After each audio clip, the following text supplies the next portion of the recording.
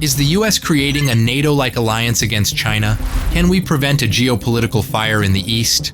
If you think that in the modern world it is still customary to somehow officially declare war by throwing down a white glove, blowing a horn, or addressing the enemy in the media and inviting them to battle, then you are mistaken. The truth is that in today's world, you may simply not notice the start of a war.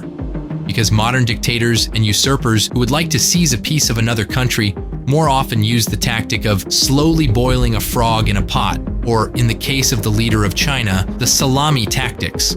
This is when, gradually and imperceptibly, piece by piece, the interests of other states are carved away, in favor of the potential aggressor, and although nothing can be called a casus belli, it does not add peace to the world either.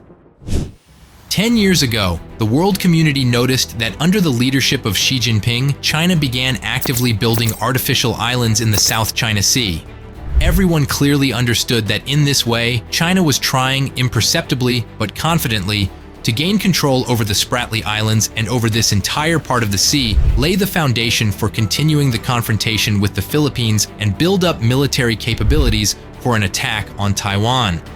However, Chinese officials insisted that they were simply spending billions of dollars creating islands with runways, helicopter pads, and other infrastructure hundreds of kilometers from the coast for seafarer recreation, lighthouses installation, and other such non-militaristic purposes. Of course, no one believed this, although you must admit, even such passive-aggressive actions by China are not a reason to scramble fighter jets and send troops. So what was the world, concerned about the escalation of the situation, supposed to do? Create defensive alliances, so to speak, also subtly flex its muscles in front of a potential opponent.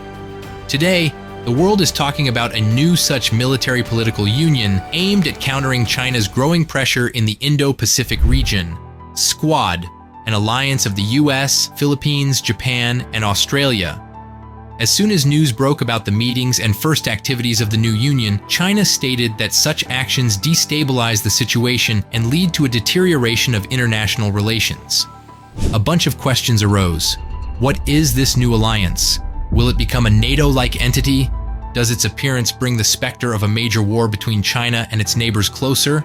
Will India finally join the escalating confrontation? Let's figure it out. Before watching, please subscribe to my channel and like this video. Thank you.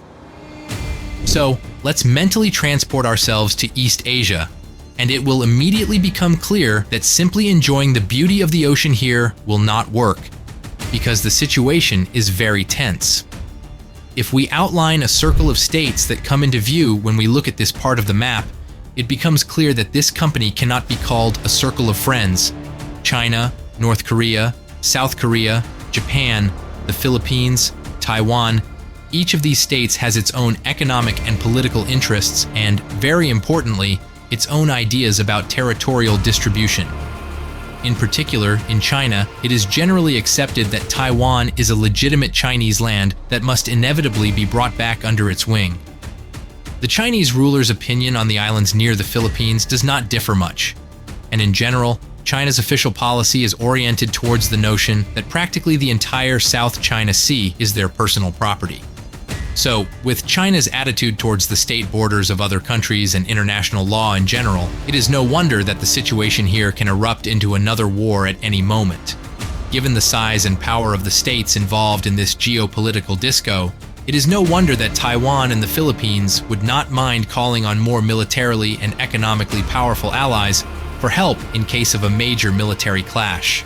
And so, in May 2024, US Defense Secretary Lloyd Austin announces the creation of a four-sided group called Squad, uniting the US, the Philippines, Japan, and Australia in the name of strategic cooperation in the Indo-Pacific region.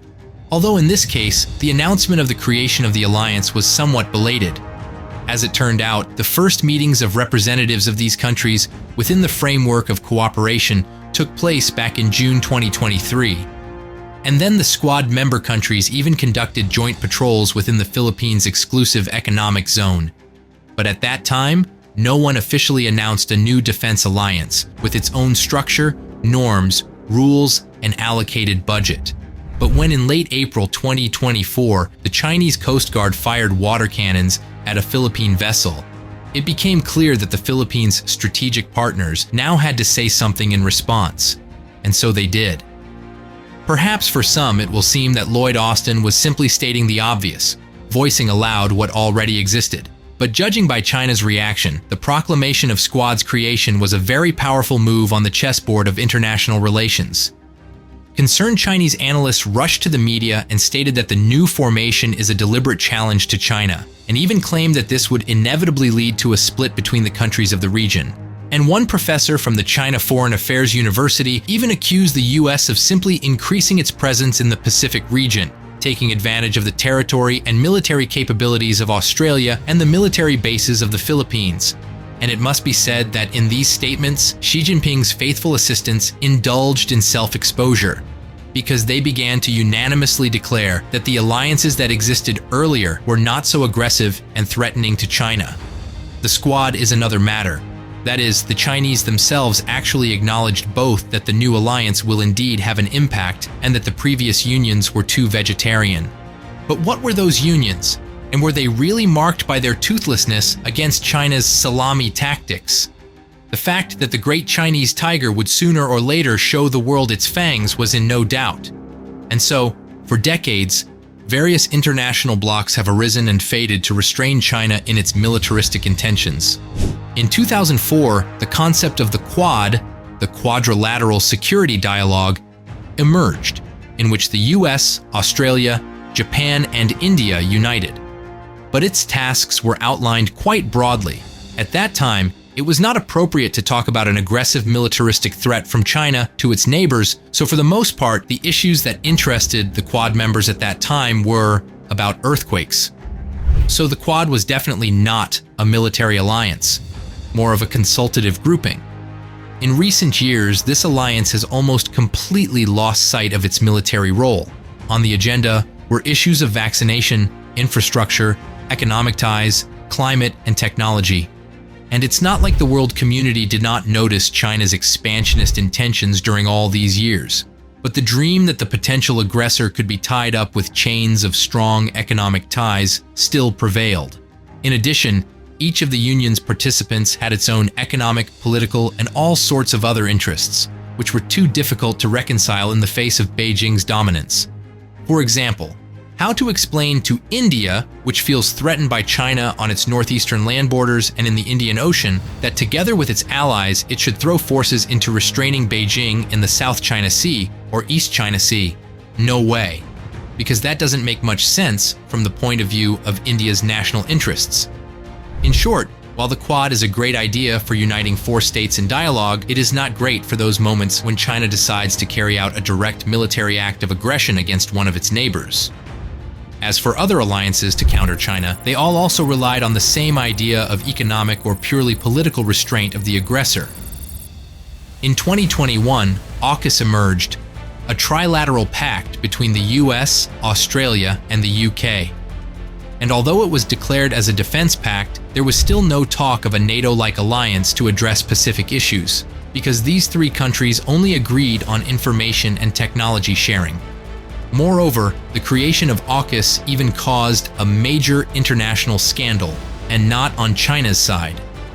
France recalled its ambassadors from the US and Australia. It turned out that as part of the new agreements, the US and the UK promised to help Australia build nuclear submarines, which completely derailed Australia's $40 billion contract with the French naval group for the supply of submarines. Germany, which was also involved in the cancelled contract, also voiced outrage. In short, China's economic deterrence in this case turned out to be a boomerang and hit the US and its allies themselves. In 2022, the PBP alliance was formed, which included the US, UK, Australia, New Zealand, and Japan. It was aimed at supporting the Pacific region with economic ties. But, as we already know for sure, this did not prevent China from continuing its gradual slicing of the sausage of future conflicts. So, the games of economic alliances are over, and the time has come for a truly defense alliance, the time of Squad. During this year's Balikatan exercises, the Philippines conducted some of its largest military exercises, together with the United States and other regional allies. Already, without any reverence or diplomatic veils, the Allies focused on what to do if they have to confront China in the South China Sea or in the Bashi Channel near Taiwan. As a next step, the Philippines do not even rule out granting expanded access to the United States and partner countries to its northernmost provinces in anticipation of potential unpredictable situations in neighboring Taiwan. Moreover, statements are already being made about upcoming military exercises, in which again, they will practice how exactly to repel China in various situations.